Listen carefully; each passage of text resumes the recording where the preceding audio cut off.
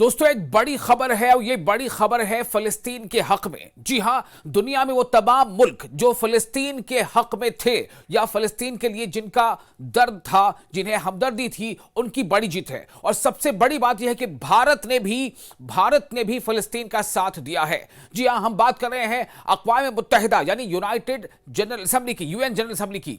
आपको बता दें कि जनरल असेंबली यूएन यानी यूनाइटेड नेशनल जनरल असेंबली ने एक न्यूयॉर्क डिक्लेरेशन में, जिसकी हिमायत में एक न्यूयॉर्क डिक्लेरेशन था, इस न्यूयॉर्क डिक्लेरेशन में ये जो बातें थी कि फिलिस्तीन को और इसराइल को दो अलग अलग जो है एक रियासत के तौर पर तस्लीम करने को लेकर के एक डिक्लेरेशन था। तो इस डिक्लेरेशन के में जब वोटिंग हुई है तो इसमें एक बहुत बड़ी बात सामने आई है। और सबसे बड़ी बात यह है कि भारत ने फिलिस्तीन के हक में वोट दिया है। तो आपको बता दें कि जो न्यूयॉर्क डिक्लेरेशन के नाम से ये जो करारदाद थी, ये जो रिजोल्यूशन था, इसकी हिमायत में भारत ने वोट दिया। ये करारदाद, ये रिजोल्यूशन इसराइल और फिलिस्तीन के दरमियान दो रियासती यानी उसको आप टू कंट्री मान सकते हैं कि दो रियासती हल को नई जिंदगी देने की कोशिश है। ताहम इसमें हमास से कोई जिक्र नहीं होगा, ये उसमें मेंशन है। आपको बता दें कि जो खबर आई है उसके मुताबिक इस रिजोल्यूशन के पक्ष में, इसके हक में कुल 142 वोट पड़े हैं इसमें 10 वोट इसकी मुखालफत पड़े हैं। अब आप अंदाजा करें कि फिलिस्तीन को एक कंट्री, एक स्टेट तस्लीम करने के हक में कुल 142 वोट पड़े हैं और इस 142 में भारत का भी नाम शामिल है, जबकि इसके खिलाफ, इसके विरोध में महज 10 वोट पड़े हैं, यानी कि सिर्फ 10 मुल्क ऐसे हैं जो इसके खिलाफ हैं। तो जिन मुल्कों ने मुखालफत की है, मैं आपको बताऊंगा, आप शायद चौंक जाएंगे कि कौन कौन सा ऐसा मुल्क है जिसने इस रिजोल्यूशन के अगेंस्ट में वोट दिया है। थोड़ा सा आप इंतजार कीजिए, आपको हम बताएंगे कि आगे कौन सा ऐसा मुल्क है। तो और साथ ही क्या है कि 12 ममालिक ऐसे हैं, यानी जो एक मुल्क एक वोट, एक देश एक वोट, ऐसे मान लीजिए। तो 12 देश ऐसे हैं जो इस रिजोल्यूशन के वक्त वोटिंग के प्रक्रिया से वो गैर हाजिर थे, वो अनुपस्थित थे, एब्सेंट थे।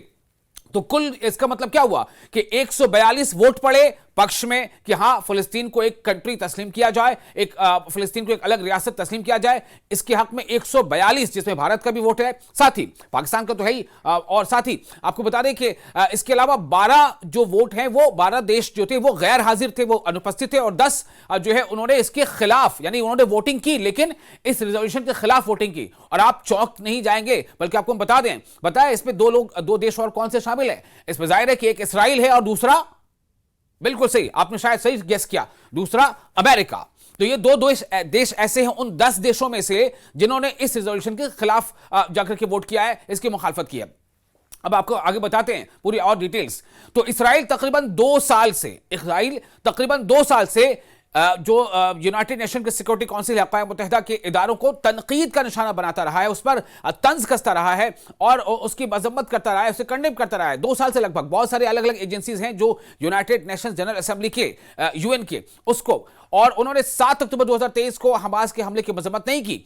लेकिन फ्रांस और सऊदी अरब की पेश करदा इस करारदाद में किसी किस्म का इबाहम बाकी नहीं रहा, क्योंकि इस करारदाद को, इस रिजोल्यूशन को पेश करने वाले में और कौन लोग थे, इसमें फ्रांस भी शामिल था और सऊदी अरब भी शामिल था, इसलिए इसमें कोई ऐसी जो है बात नहीं थी। और धीरे धीरे ये बहुत कम, यानी जो भी कुछ आप देख रहे हैं कि पिछले 2 सालों में जिस तरह से फिलिस्तीन पर इसराइल ने लगातार वहां हमले किए, आज भी हमले हो रहे हैं, फिलिस्तीन आज भी वहां बमबारी कर रहा है। और पता है कहां बमबारी हो रही है? उन लोगों पर, यानी जो लोग रिफ्यूजी के कैंप के तौर पर, जिनको अपने उस इलाके से, जो वॉर जोन कह सकते हैं, वहां से हट के जिनको टेंट में बसाया गया था कि आप यहां फिलहाल रहें, यहां पर आपको जो है बमबारी से आप दूर रहेंगे, उन पर बम बरसाए जा रहे हैं। और ये इसराइल कैसी बमबारी कर रहा है पता है? ये ऐसी बमबारी की जा रही है जो किसी एक बड़े से बड़े मिलिट्री बेस को तबाह करने के लिए जो है वो काफी होता है, वैसे बम इन टेंट्स पर गिराए जा रहे हैं जहां पर मजलूमीन, बेबस फिलिस्तीनी मजबूर वहां रह रहे हैं, उन पर बरसाए जा रहे हैं। ये तो फिलहाल अभी हाल है। बहरहाल हम आगे बढ़ेंगे। तो फिलिस्तीन के मसले के पुरअमन हल और 2 रियासती यानी 2 स्टेट हल, यानी कि एक इसराइल को तस्लीम किया जाए और एक फिलिस्तीन को एक कंट्री या स्टेट तस्लीम किया जाए, इस मिशन के साथ, जो 2 रियासती इसको कहते हैं, 2 स्टेट थ्योरी। तो 2 स्टेट हल के निफाज के लिए, इसको इंप्लीमेंट करने के लिए न्यूयॉर्क डिक्लेरेशन के उसका जो प्रेफेस था, उसमें जो बातें लिखी गई थी, उसमें कहा गया था कि हमास को तमाम यरगमालियों को आजाद करना होगा, जो उसमें टर्म एंड कंडीशन थे, और जनरल असेंबली 7 अक्टूबर को आम शहरियों पर हमास के हमलों की मजम्मत करती है।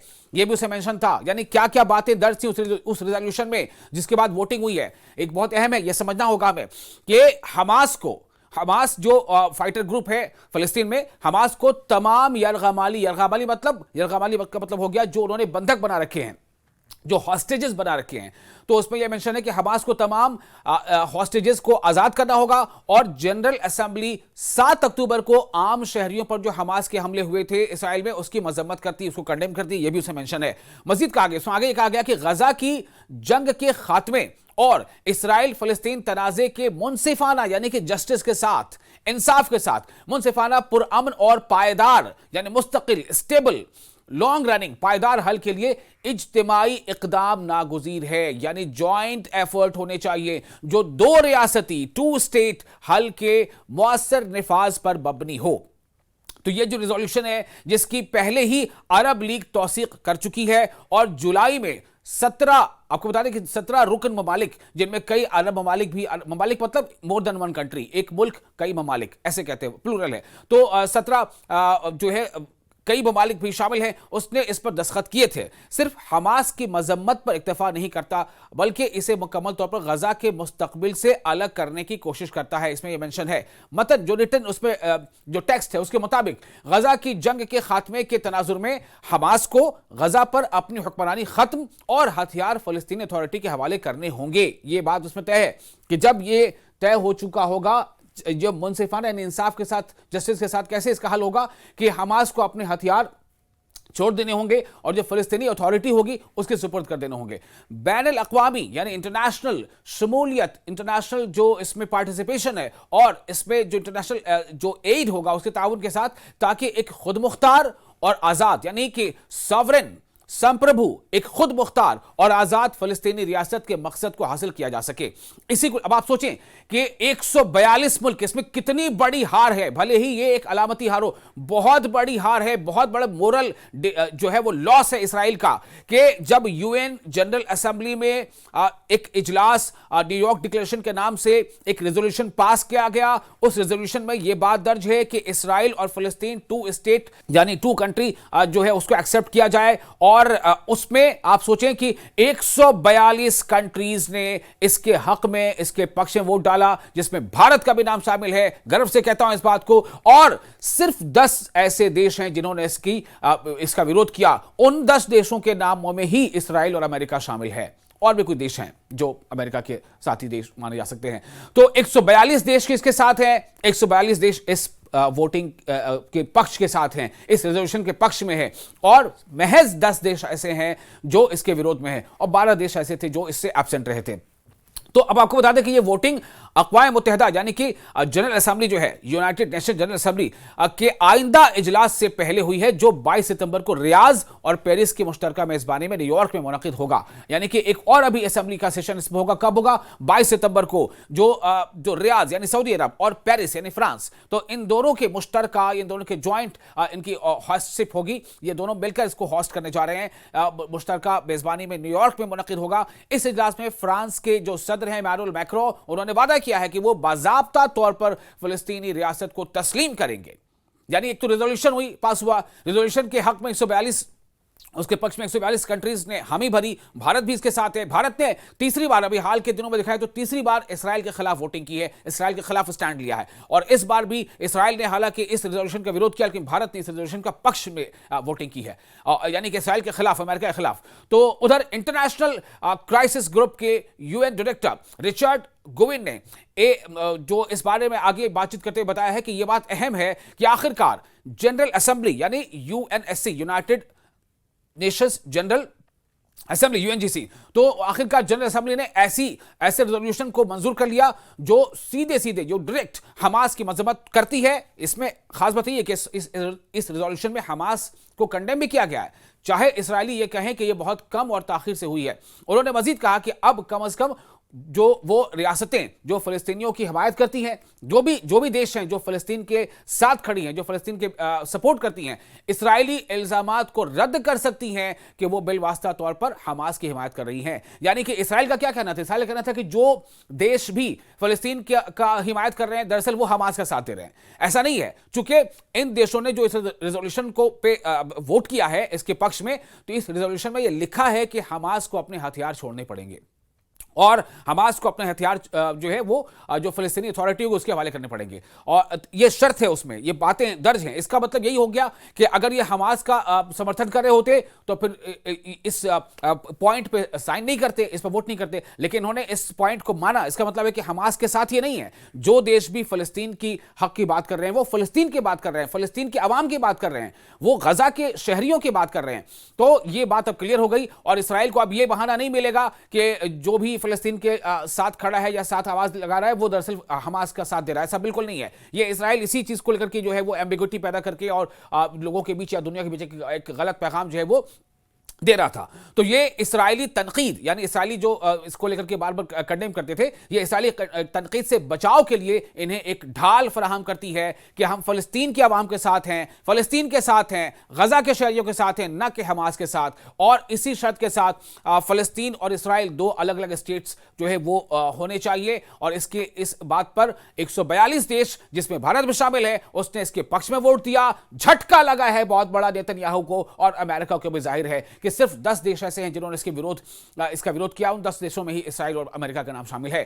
तो फ्रांस के सदर इमानुएल मैक्रोन ने फ्रांसीसी सदर के अलावा कई दीगर अन्य आलमी रहनुमाओं ने भी इस इजलास के दौरान फिलिस्तीन रियासत को तस्लीम करने के लिए, उसे अप्रूव करने के लिए कि यस हम उसे अप्रूव करते हैं, ये मानते हैं कि फिलिस्तीन एक अलग रियासत है, एक स्टेट है, एक मतलब कंट्री है, तो अलग रियासत को करने के लिए अपने इरादे का ऐलान कर चुके हैं। ये इक़दामात इसराइल पर गजा में जंग खत्म करने के लिए दबाव बढ़ाने की कोशिश समझे जा रहे हैं। तो न्यूयॉर्क डिक्लेरेशन, यही नाम था इस रेजोल्यूशन का, न्यूयॉर्क डिक्लेरेशन। तो न्यूयॉर्क डिक्लेरेशन में इस बात पर भी जोर दिया गया है कि गजा की तबाह हाल सूरत हाल में यूनाइटेड नेशन की यानी अक़वाम मुत्तहिदा की सलामती काउंसिल के मैंडेट के तहत एक आर्जी बैनुल अक़वामी, आर्जी मतलब क्या होता है, टेम्पररी, इंटरनेशनल इस्तेहकाम मिशन तैनात किया जाए ताकि फ़लस्तीनी शहरी आबादी की मदद की जा सके और सिक्योरिटी की जिम्मेदारियां फ़लस्तीनी अथॉरिटी को मुंतकिल की जा सके। अक़वाम मुत्तहिदा यानी संयुक्त राष्ट्र संघ यानी यूनाइटेड नेशंस, तो अक़वाम मुत्तहिदा के 193 रुकन ममालिक, कुल उसमें कितने मेंबर ममालिक हैं, मेंबर देश हैं 193। अक़वाम मुत्तहिदा के 193 रुकन ममालिक में से तकरीबन 3/4 यानी 3/4 फ़लस्तीनी रियासत को तस्लीम कर चुके हैं। आप देखिए कितनी बड़ी जीत है ये फ़लस्तीनियों की कितनी बड़ी जीत है और इसराइल को कितना बड़ा झटका है, कितनी बड़ी हार है कि जो संयुक्त राष्ट्र संघ के कुल 193 सदस्य हैं उनमें से 142 ने इसका पक्ष लिया है, जबकि सिर्फ 10 इसके खिलाफ गए हैं, जिसमें इसराइल है और अमेरिका है, और 12 तो उसमें वोटिंग में शामिल नहीं हुए थे। तो ये तकरीबन 3/4 3/4 फ़लस्तीनी रियासत को तस्लीम कर चुके हैं, मान चुके हैं। ताहम 2 साल जंग ने गजा को तबाह कर दिया है, ये एक सच्चाई है। आज भी, यानी आज हम जब आपसे बातचीत कर रहे हैं उससे कुछ घंटों पहले भी गजा पे बमबारी हुई है, मजलूम गजा पर, बेबस गजा के लोगों पर, और जो बिल्कुल निहत्थे हैं, गजा के वो लोग जो टेंटों में रह रहे हैं, जिनमें ज्यादातर खवातीन हैं, बच्चे हैं, बूढ़े हैं, उन पर इसराइल बम बरसा रहा है। तो गजा को तबाह कर दिया। इसके अलावा मगरबी किनारे में, यानी जिसको वेस्ट बैंक कहते हैं, मगरबी किनारे में इसराइली बस्तियों की तौसी, यानी कि इसराइल जब लगातार अपने सेटलमेंट्स को बढ़ाता जा रहा है, तौसी कर रहा है, उसको बढ़ा रहा है, यानी कि इसराइल की मंशा क्या है कि फ़लस्तीनी जो है वो अपनी जगह छोड़ते जाएं, भाग जाएं, यहां से चले जाएं कहीं, और हम उसमें अपनी आबादी बढ़ाते चले जाएं। अब आप सोचें कोई आपके घर पर कहे कि भैया आप अपने घर खाली कर दो, आप चले जाओ, हम यहां रहेंगे, कैसा लगेगा? बस इतनी सी बात है, इसको समझने की जरूरत है। तो इसराइली बस्तियों की तौसी और इसराइली हुकाम की जानिब से इस इलाके को जम करने यानी उसको मर्ज करने की ख्वाहिश ने इस आशंका को बढ़ा दिया है कि आज़ाद फ़लस्तीनी रियासत का वजूद अब मुमकिन है या नामुमकिन है। ये इसमें एक शक है, मतलब एक क्वेश्चन है। लेकिन चूंकि अब इतने देश साथ आ गए, इसराइली वज़ीर आज़म नेतन्याहू ने जो अभी हाल ही में कहा था कि हम अपना वादा पूरा करेंगे जिसमें कोई फ़लस्तीनी रियासत कायम नहीं होगी। अब सोचिए इसराइली वज़ीर आज़म, अब आप देखें बात नियम कानून की होती है ना, तो एक तरफ तो यूएन यानी संयुक्त राष्ट्र संघ यूनाइटेड नेशन वहां के मेंबर जो कंट्रीज हैं 193 में से 142 जो है इसके पक्ष में है कि फिलिस्तीनी अलग रियासत बननी चाहिए। लेकिन अब इसराइल क्या कह रहा है कि हम जो है कोई फिलिस्तीनी रियासत कायम नहीं होगी। ये उसकी हठधर्मी देखिए। और आप भी इस पर क्या सोचते हैं, आप अपनी राय जरूर कमेंट में लिखा कीजिए। उससे हमें अंदाजा मिलता है कि जो हम ये वीडियो बनाते हैं उसमें आप किस तरह से इसको देखते हैं, समझते हैं, और आपकी क्या इसमें राय है। हमारी कोशिश ये होती है कि हम सच्चाई को आपके सामने रखें, सिर्फ इसलिए नहीं कि हमारे जो है लोग ज्यादा से ज्यादा देखें, हम कुछ भी कह दें, बिल्कुल नहीं। हमारी कोशिश होती है कि हम सच्चाई आपके सामने रखें। इसलिए आप जो है इसमें अगर आप सुन रहे हैं, आप जानते हैं, आप कोई बात कहना चाहते हैं तो आप जरूर कमेंट बॉक्स में लिखें। तो एक तरफ तो यह है कि इसराइल कह रहा है कि कोई फिलिस्तीनी रियासत नहीं होगी। दूसरी जानिब फिलिस्तीनी सदर महमूद अब्बास के न्यूयॉर्क में होने वाले अक़वाम मुत्तहिदा के इजलास में शिरकत मशकूक है, क्योंकि अमेरिकी हुक्काम ने कहा है कि वो फिलिस्तीनी सदर को वीजा जारी नहीं करेंगे। अब आप देखें, जब वीजा ही जारी नहीं होगा तो वो कैसे आ पाएंगे? ये भी एक हालत बनी हुई है। एक तरफ यहां संयुक्त राष्ट्र संघ के 193 में से 142 देश जिस तरफ खड़े हैं, दूसरी तरफ क्या है कि फिलिस्तीनी जो मौजूदा फिलिस्तीन के जो सदर हैं महमूद अब्बास जिनका नाम है, वो न्यूयॉर्क में, चूंकि ये तो अब जो 22 तारीख को होना है, वो अगली मीटिंग जो होनी है संयुक्त राष्ट्र संघ की, वो तो न्यूयॉर्क में होगी। और अमेरिका ने क्या कहा है कि हम पासपोर्ट जारी नहीं करेंगे। तो ये तो हठधर्मी है ना। आप क्या कहते हैं इस बारे में? आप अपने कॉमेंट जरूर शेयर किया कीजिए।